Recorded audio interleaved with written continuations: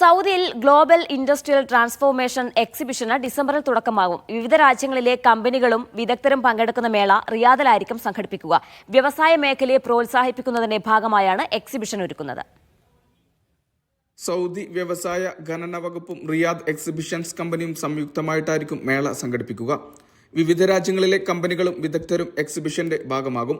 മേളയുടെ ഭാഗമായി മേഖലയിലെ പുതിയ ആശയങ്ങൾ അവതരിപ്പിക്കും. കൂടാതെ digital transformation, automation, smart manufacturing, സുസ്ഥിര എനർജി എന്നീ മേഖലകളിൽ പുതിയ സാങ്കേതിക വിദ്യകൾ പരിചയപ്പെടുത്തുക, AI, internet of things, 3D printing തുടങ്ങിയ ആധുനിക നിർമ്മാണ സാങ്കേതിക വിദ്യകളും മേളയുടെ ഭാഗമാകും. സ്മാർട്ട് ഫാക്ടറി ആശയം പരിചയപ്പെടുത്തുന്ന പ്രദർശനങ്ങളും ഒരുക്കും. ഉൽപാദനക്ഷമത വർദ്ധിപ്പിക്കുക, പ്രവർത്തന ചെലവ് കുറയ്ക്കുക, ക്ലീൻ എനർജി വ്യവസായങ്ങൾ പ്രോത്സാഹിപ്പിക്കുക, പരിസ്ഥിതി സംരക്ഷണം എന്നിവയാണ് മേളയുടെ ലക്ഷ്യങ്ങൾ.